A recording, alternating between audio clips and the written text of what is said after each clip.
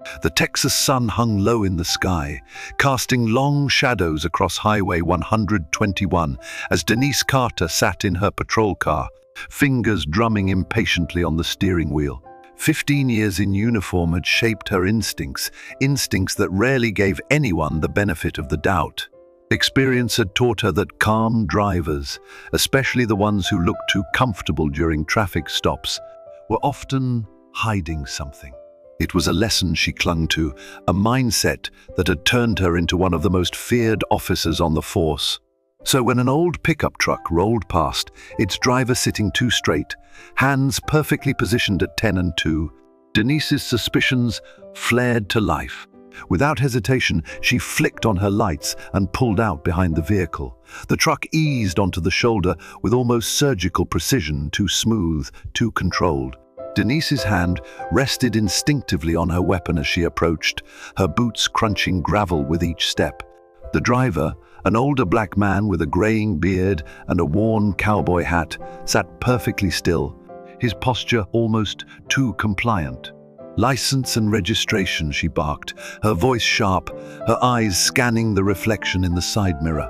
The man responded with unsettling calm, his deep voice carrying the weight of someone completely unshaken by authority. "Yes, ma'am," he said, his tone polite, even respectful, and that, more than anything, set Denise's teeth on edge. She had come to expect fear or hostility, not composure. When the man reached, slowly and deliberately, for his paperwork, her fingers tightened around the grip of her gun. "Faster," she snapped. "Don't make me ask again." "I'm just being careful, officer," the man replied evenly. "Don't want any misunderstandings." That tone, that maddening calm, it felt like a challenge to her authority, and Denise was in no mood for challenges. Before he could fully straighten, she yanked open the door and spun him around, shoving him against the side of his truck with the force of habit. The cold steel of the handcuffs bit into his wrists as she rattled off a vague explanation about suspicious behavior and resisting lawful commands. The man didn't fight, didn't argue. He just stood there, quiet, composed, as if he had seen this all before. The scene drew attention. Passing cars slowed, drivers raising their phones, capturing the arrest before they even knew who the man was. Denise didn't notice. Her focus was solely on asserting control, proving to herself as much as anyone that her instincts were never wrong. By the time they reached the Dallas County Courthouse, Denise's confidence was unshaken. With her prisoner in tow, she strode through the doors of courtroom 4B, her boots echoing against the marble floor. It wasn't until the judge's gavel froze mid-air, the gallery erupted into hushed whispers, and phones emerged to capture the moment that Denise realized something was wrong. She turned to face her prisoner, really look at him for the first time, and felt her stomach drop. Beneath the dusty cowboy hat and weathered features was a face she had seen countless times in training videos, on posters, and in police gymnasiums across the state. She hadn't just arrested a suspect, she had arrested Jerome Whitaker, martial arts legend, humanitarian, and honorary law enforcement trainer. And now, the whole world would know. The atmosphere inside courtroom 4B shifted the moment Denise Carter marched her handcuffed prisoner through the door.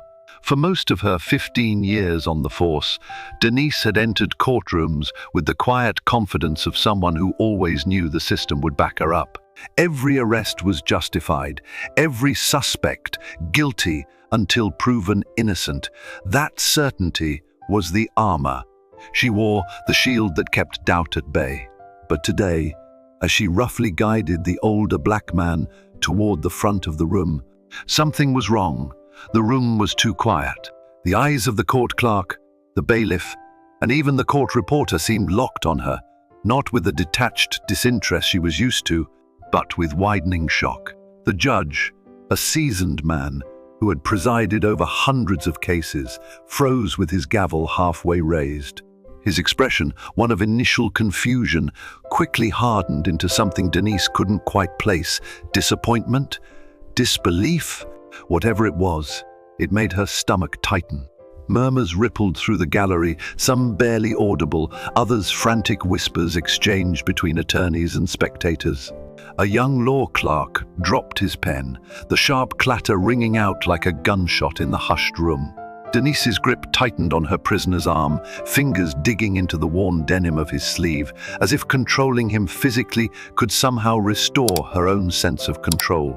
For the first time since the arrest, she allowed herself to really look at the man beside her, the set of his shoulders, the calm resignation in his stance, the quiet dignity with which he bore the cuffs around his wrists. And then he raised his head, tilting his hat back just enough for the harsh fluorescent light to fully illuminate his face. Recognition struck Denise like a physical blow. Her mind struggled to reconcile the man standing before her with the legend burned into her memory. Jerome Whittaker, the martial arts icon, the humanitarian who had spent decades mentoring troubled youth and training law enforcement officers across the country, the same man whose face graced the walls of her own police academy, his quote about power and responsibility emblazoned above the training mats. The man she had arrested like a common criminal, her fingers loosened their grip, her hand falling limply to her side as blood drained from her face. The whispers in the gallery grew louder, joined by the telltale click and flash of phones, capturing the moment that could, and likely would, end her career. It wasn't just a mistake. It was a public humiliation, broadcast in real time to anyone with a social media account. The judge cleared his throat, his voice unnaturally even. "Officer Carter," he said, the formality cutting deeper than any reprimand, "would you please read the charges?" Denise's hands trembled slightly as she fumbled for her notepad, her voice hollow as she listed the familiar accusations: suspicious behavior, resisting arrest, failure to comply. But even as the words left her mouth, they sounded absurd. Finally, she glanced at the paperwork she'd confiscated, the license she had barely read before slapping on the cuffs. The name blurred before her eyes, but the truth was undeniable. Jerome Whittaker, a living legend. Someone who had dedicated his life to teaching officers like her how to wield power wisely, stood before her, wrists red from her own handcuffs. And in that moment, Denise Carter realized that her greatest arrest was also her greatest mistake. The courtroom was so quiet that even the faint hum of the air conditioning seemed loud. Denise Carter stood frozen, her mind still struggling to process the enormity of her mistake. Jerome Whittaker, the man standing before her in handcuffs, wasn't just another suspect. He was a living legend, a martial artist whose name carried weight not just in Texas, but across the entire country. He had trained countless police officers, including some of Denise's own academy instructors. His reputation was built not only on his unmatched skills, but on his unwavering belief that true strength lay in serving and protecting, not in dominating and controlling. The judge, his voice now calm but firm, ordered the handcuffs removed. Denise's hands shook slightly as she fumbled with the key, the familiar click of the cuffs unlocking sounding unnaturally loud in the hushed room. Jerome rolled his shoulders once, the gesture fluid and unbothered, but the silence that followed felt heavier than any reprimand Denise had ever received. There was no anger in his posture, no righteous fury demanding payback. Instead, there was only disappointment, the kind that cut deeper than rage ever could. Jerome turned to the judge and, in a voice that carried the weight of decades of experience and authority, politely declined to press charges. A ripple of surprise passed through the room, but before anyone could fully exhale, Jerome made a request, one that stunned Denise even more than her initial mistake. "Your Honor, if I may," Jerome said, his gaze resting firmly on Denise, "I would like a moment to speak with Officer Carter." The judge, intrigued, gave a slight nod. Every eye in the courtroom shifted to Denise, who swallowed hard. The ground beneath her felt far less stable than it had just moments ago. Jerome stepped closer, not threateningly, but with the deliberate calm of someone who had nothing to prove. "Officer Carter," he began, his voice steady but filled with quiet authority, "do you know what the hardest technique I ever had to master was?" Denise's mind raced through every martial arts move she could think of. The roundhouse kick, maybe. A wrist lock? The roundhouse kick? She guessed weakly, her voice barely above a whisper. A faint smile tugged at the corner of Jerome's mouth. "No, ma'am," he said softly. It was learning when not to fight. The words hit Denise harder than a physical strike ever could. "The greatest power isn't in knowing how to take someone down," Jerome continued, "but in knowing when to lift them up. Real strength isn't measured in force, it's measured in wisdom." Denise's throat tightened. For years, her badge had been her shield, proof that she was in control, proof that her authority couldn't be questioned. But standing before a man who had spent his life teaching others that a badge, like a black belt, wasn't a weapon but a responsibility, that shield suddenly felt very heavy. In that moment, Denise Carter realized that her problem wasn't that she'd made a mistake. It was that she had spent her whole career misunderstanding the very meaning of strength. And Jerome Whitaker, the man she had wrongfully arrested, was offering her a chance to finally learn the truth. The silence in courtroom 4B hung heavy after Jerome Whitaker's quiet but powerful words. Denise Carter stood stiffly, her face flushed with a mixture of embarrassment, confusion, and something deeper. The dawning realization that the man she had treated like a common criminal was offering her something far more valuable than forgiveness. He was offering her a chance to change.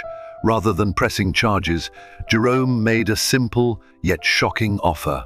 "1 week, Officer Carter," he said, his deep, measured voice filling the room. "1 week at my ranch. Train with me and my students. Learn what strength really means. Not force, strength." His gaze locked onto hers, not in challenge, but in invitation, an open door to something entirely unfamiliar. A second chance. The offer stunned Denise. In her 15 years on the force, she had faced internal reviews, public complaints, and disciplinary hearings, but none of them had shaken her confidence the way this moment did. Those were processes she could navigate, red tape and policy reviews she could weather with her badge and rank intact. But this was different. Jerome wasn't offering punishment, he was offering redemption, and that was far harder to face. For a moment, Denise considered declining. What could a week at some remote ranch teach her that the academy hadn't? She had been trained in control tactics, crisis management, and use of force protocols. Yet standing here, under Jerome's steady gaze and in front of an audience witnessing both her humiliation and her opportunity, she knew the truth. All those skills had built a wall between her and the people she was supposed to serve. And somewhere along the way, she had mistaken fear for respect, dominance for authority. "Yes, sir," she said quietly, her voice almost foreign to her own ears. "I'm willing to learn." The words hung in the air, fragile but sincere. For the first time in years, Denise wasn't just enforcing authority, she was surrendering to the possibility that there was more to her role than control. Around her, the gallery murmured, phones still capturing the moment, but none of that mattered now. This wasn't about public perception. It was about who she wanted to become when no one was watching. Jerome gave a slight nod, the kind given between equals, and that small gesture carried more weight than any reprimand or review board ruling ever could. Denise Carter had spent her career building walls, but in this moment, those walls began to crack. 1 week. 7 days to unlearn 15 years of habits, to understand the difference between power and wisdom, between intimidation and leadership. It wouldn't be easy, and Denise knew it. But for the first time in a long time, she also knew she couldn't afford to walk away. Her real training was about to begin. The gravel crunched softly beneath Denise Carter's boots as she stepped out of her patrol car and into a world completely unlike the one she had ruled for 15 years.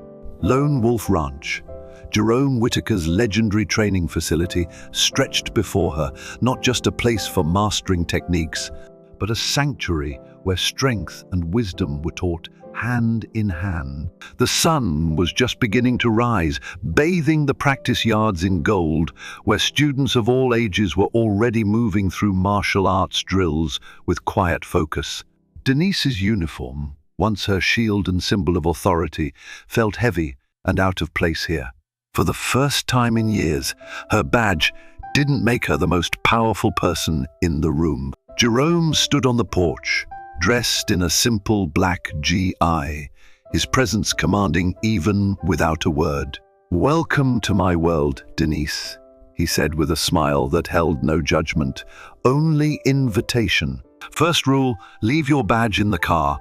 Here, you're just a student. No rank, no authority, only the willingness to learn." Stripped of her title, Denise felt exposed, but there was no turning back. Inside the dojo, she was paired with Tyrone Baker, a teenager whose face she vaguely remembered, one of the countless boys she had arrested for minor offenses over the years. Tyrone, now a dedicated student at the ranch, moved with confidence and respect, a stark contrast to the defiant boy she had once cuffed. His quiet competence unsettled Denise more than any criminal ever had. "Show me how you control a suspect," Jerome instructed. Denise stepped into the familiar stance, aggressive and dominant, her movements sharp and forceful. Within seconds, she was on the mat, face down, with Tyrone calmly but firmly in control of her arm. Jerome knelt beside her. "Here, we don't fight to win, we guide to protect," he said gently. Control doesn't come from overpowering someone. It comes from understanding them. For the next several days, Denise trained alongside troubled teens, some of whom she had personally arrested. She expected hostility, but instead, they showed her patience. They didn't see her as an enemy. They saw her as someone who still had something to learn. Slowly, her movements softened, her reactions shifted. Power was no longer about intimidation. It was about balance, physically, emotionally, and in every interaction. The hardest lesson came not on the mat, but in the quiet moments between drills, when students shared their stories of fear, of feeling misunderstood, of needing guidance rather than punishment. Denise began to realize how many times she had misread fear as defiance, how her need for control had turned scared kids into hardened troublemakers. By the end of the week, Denise was no longer just a cop learning martial arts. She was a student relearning her purpose, to protect not with fear, but with understanding. And for the first time in her career, she felt truly strong.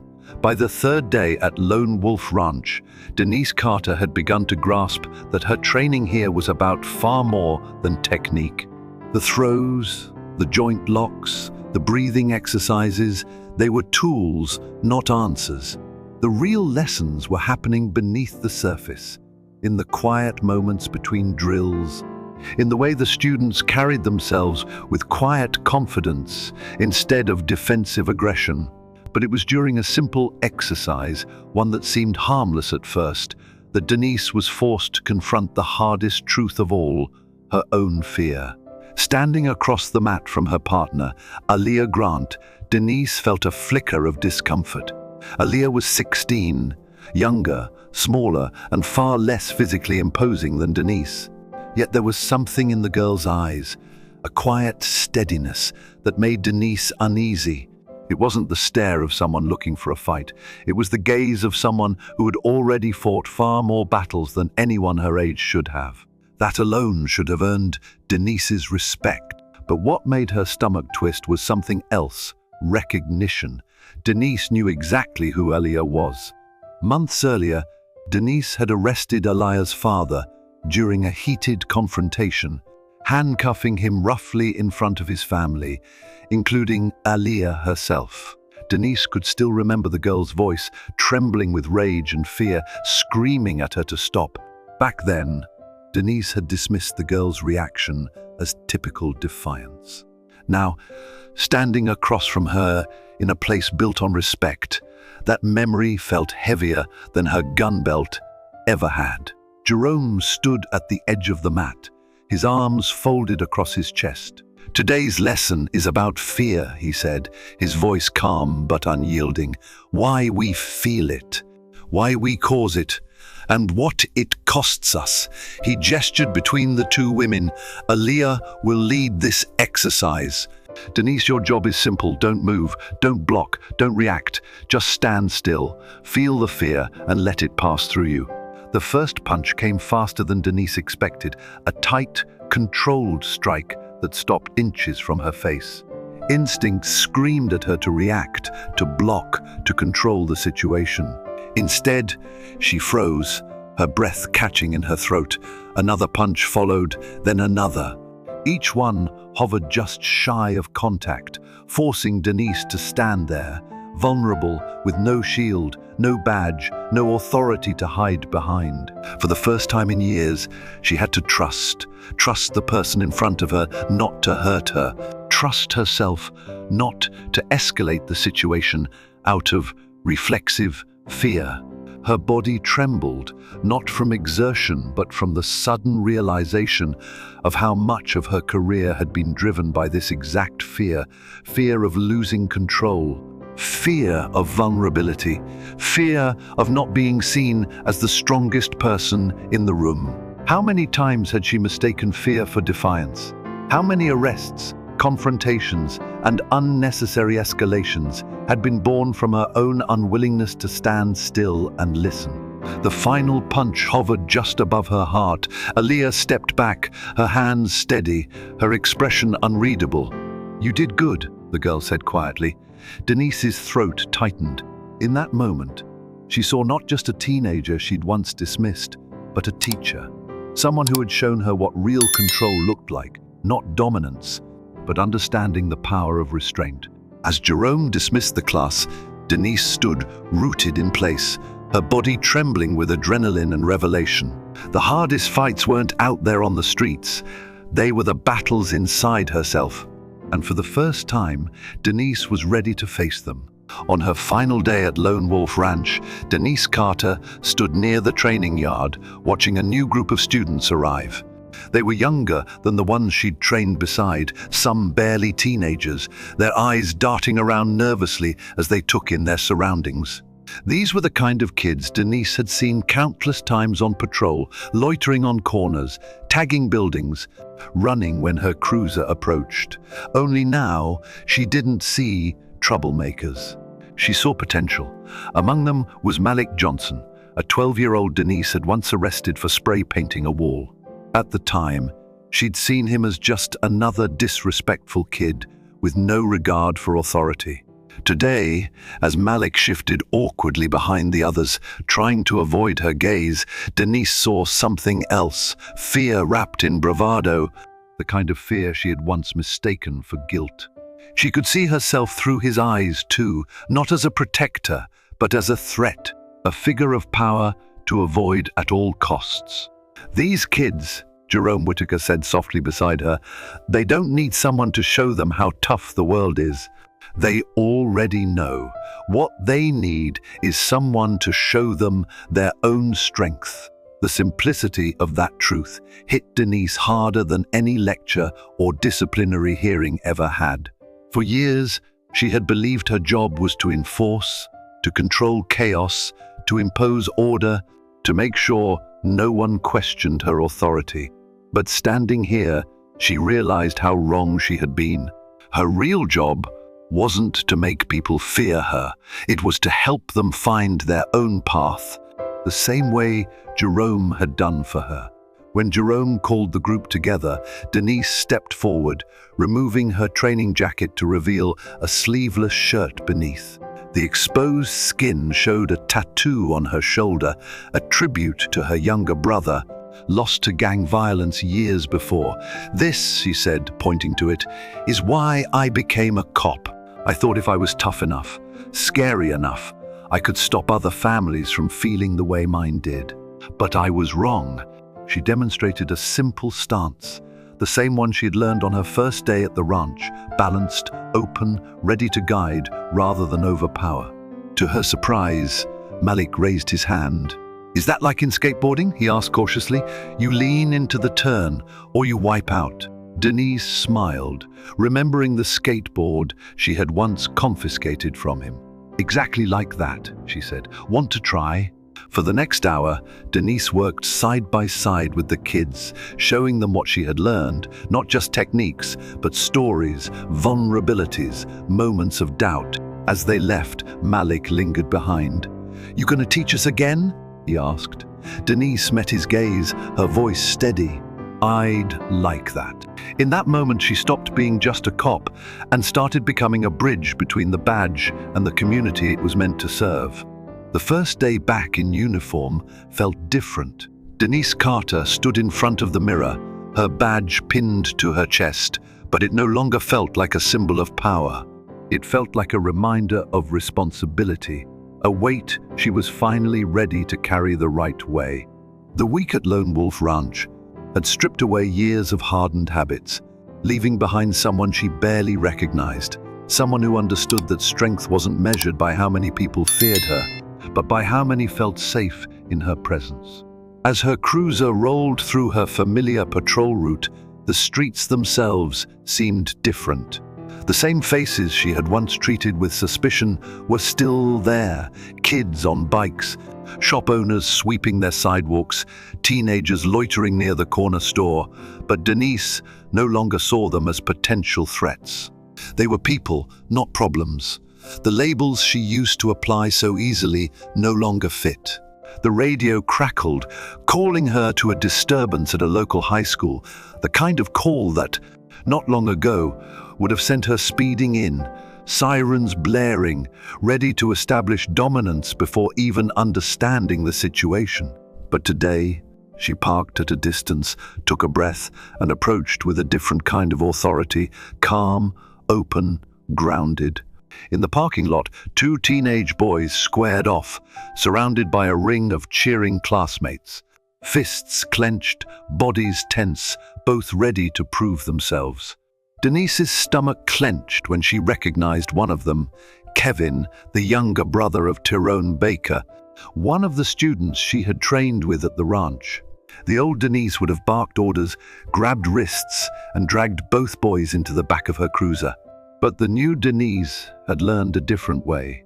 She stepped into the circle, hands open at her sides, her voice steady but low. "Kevin, show me what you learned at the ranch." The words cut through the noise, stopping Kevin mid-motion. His shoulders dropped slightly, his breath slowing. Denise saw the flicker of recognition, not just of her face, but of the lessons they had both learned from Jerome Whitaker. Slowly, Kevin took a step back. His opponent, confused, followed suit. "Sometimes the strongest move is stepping away," Denise said, her voice carrying to the whole crowd. "How about we all practice that?" The tension evaporated, replaced by the murmur of kids dispersing, some still processing what they had just seen. A cop solving a fight without grabbing anyone. Kevin gave her a small nod before walking away. Denise stood for a moment, looking at her reflection in a car window. She wasn't just enforcing the law anymore, she was protecting her community, not by force, but by example. For the first time in her career, Denise Carter felt like a guardian, not a hammer, and that changed everything. 6 months after stepping through the gates of Lone Wolf Ranch for the first time, Denise Carter found herself returning, but not as a student. This time, she came as a guide, bringing someone with her who stood at the very crossroads she had once faced. Seated in her passenger seat was Jamal Evans, a 16-year-old she had caught breaking into cars just a few weeks earlier. In the past, Denise's response would have been swift and unforgiving. Cuffs, paperwork, and a criminal record.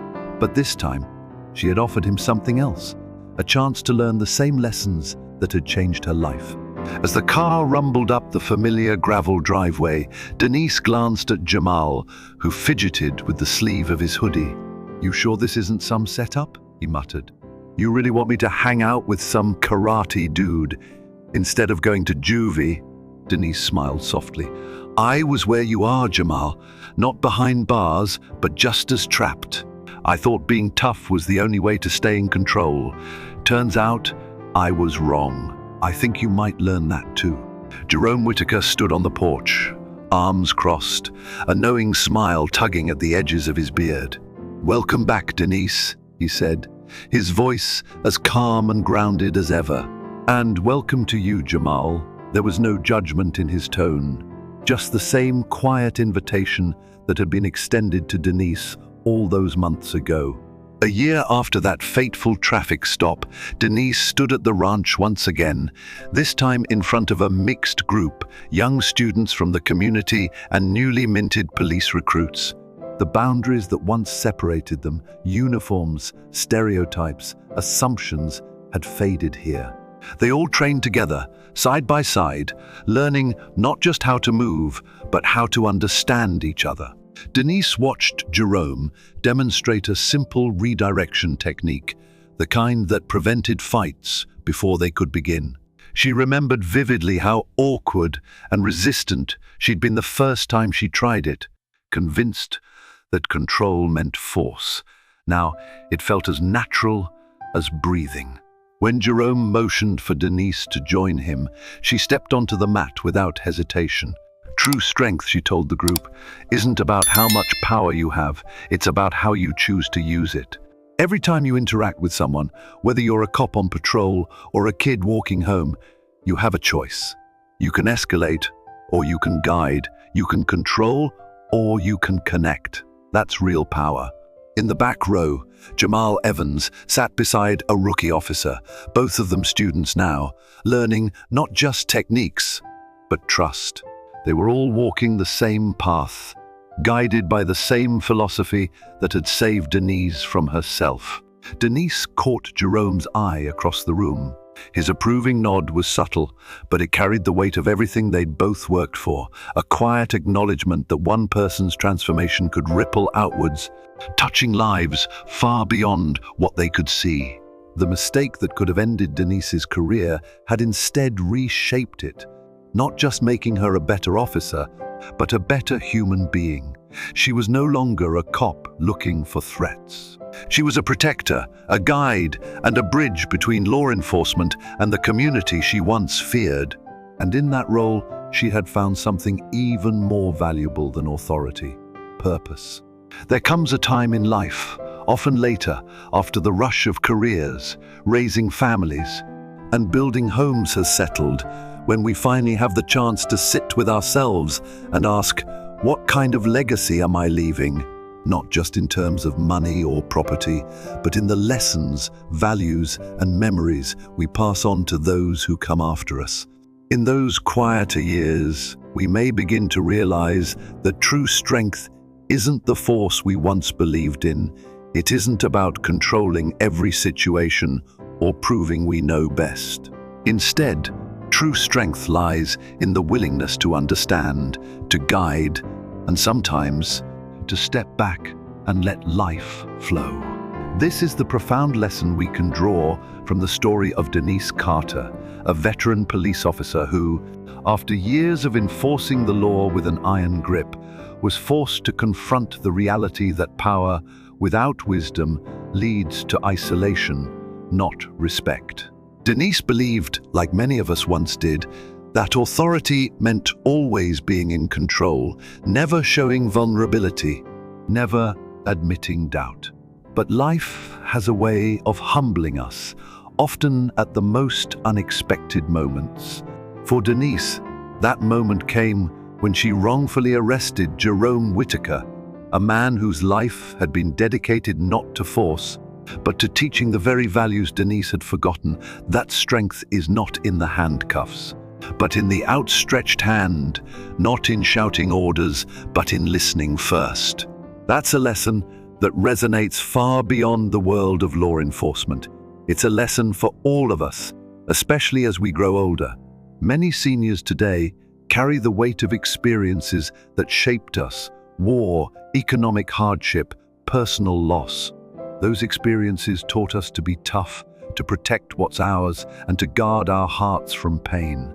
But there comes a point when we must ask ourselves, has all that protecting turned into a wall?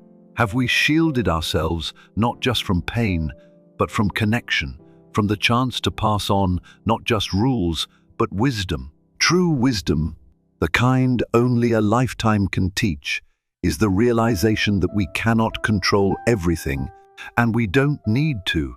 The greatest gift we can give our children, grandchildren, and community is not a list of rules, but the ability to navigate life's challenges with patience, understanding, and resilience. Sometimes letting go of control opens the door for the next generation to rise. We, as elders, have a choice. We can either cling to authority, to being the one who always has the last word, or we can step into a new kind of leadership, one based on guidance, storytelling, and sharing the lessons that only come with age. When we share not just what we know, but how we learned it, through mistakes, vulnerability, and growth, we show real courage. And in doing so, we build bridges instead of walls. The beauty of growing older is that we finally have the perspective to see that power fades, but influence lasts. The fear that once drove us, fear of being wrong, fear of losing face, fear of not being respected, starts to melt away when we realize that respect comes from compassion, not control.